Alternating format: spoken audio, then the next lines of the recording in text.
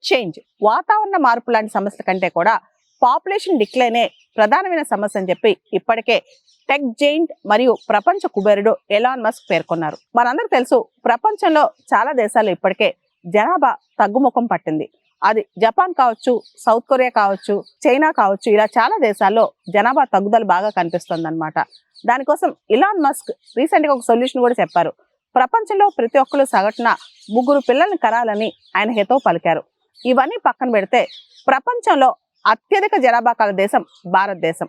అయితే ఇప్పుడు భారతదేశంలో కూడా ఫర్టిలిటీ రేట్, సంతానోత్పత్తి రేటు తగ్గిపోతుందని చెప్పి ఎలాన్ మస్క్ ఆందోళన వ్యక్తం చేశారు. భారతదేశంలో బర్త్ రేట్ అంటే జన్మాల రేటు రీప్లేస్మెంట్ లెవెల్ కంటే తగ్గిపోతుందని చెప్పి ఎలాన్ మస్క్ ఈ మధ్య ట్విట్టర్ వేదికగా పేర్కొన్నారు. మనందరికి తెలుసు, ప్రపంచంలో జనాభాకు సంబంధించి రీప్లేస్మెంట్ లెవెల్ అంటే 2.1 అని, కానీ భారతదేశంలో అది 1.9కి పడిపోయింది. ఇటీవల బయటకు వచ్చిన గణాంకాల ప్రకారం భారతదేశంలో సంతానోత్పత్తి రేటు కేవలం 1.9% గా ఉందన్నమాట. యాక్చువల్లీ రీప్లేస్మెంట్ లెవెల్ ఉండాలంటే 2.1% ఉండాలి. భవిష్యత్తులో భారతదేశంలో జనాభా తగ్గుముఖం పట్టబోతోంది. తగ్గుముఖం పట్టడమే కాదు, భారతదేశంలో యువ జనాభా కూడా తగ్గిపోబోతోంది. మనందరూ తెలుసు, మన దేశం ఇప్పుడు డెమోగ్రఫిక్ డివిడెండ్ స్టేజ్ లో ఉంది. డెమోగ్రఫిక్ డివిడెండ్ అంటే జనాభాలో యువ జనాభా పెరుగుదల అన్నమాట.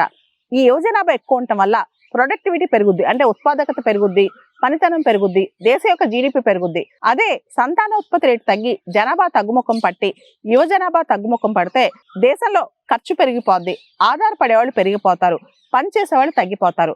ఇది భారతదేశం యొక్క సమస్య కాదు, ప్రపంచంలో అనేక దేశాల సమస్య కూడా. దీనికి సంబంధించి ఇప్పుడు మనం చూస్తే ఆంధ్రప్రదేశ్ చీఫ్ మినిస్టర్ చంద్రబాబు నాయుడు గారు కావచ్చు, తమిళనాడు మాజీ సీఎం స్టాలిన్ గారు కావచ్చు, తెలంగాణ సీఎం రేవంత్ రెడ్డి గారు కావచ్చు, ఇలా సౌత్ ఇండియాలో అనేక రాష్ట్రాల చీఫ్ మినిస్టర్స్ ఎక్కువ మంది పిల్లల్ని కనమని ప్రోత్సహిస్తున్నారు మరియు ప్రోత్సాహకాలు అందజేస్తున్నారు. ఎలాన్ మస్క్ ఎక్స్ లో ట్వీట్ చేసిన కథనం ప్రకారం భారతదేశంలో బర్త్ రేట్ అనేది కేవలం ఒక్క డికేడ్ లోనే 2.3 నుంచి 1.9కి తగ్గిపోయింది. అంతేకాదు, భారతదేశంలో ఢిల్లీ లాంటి ప్రాంతాల్లో అయితే దారుణంగా ఈ బర్త్ రేట్స్ పడిపోయాయి.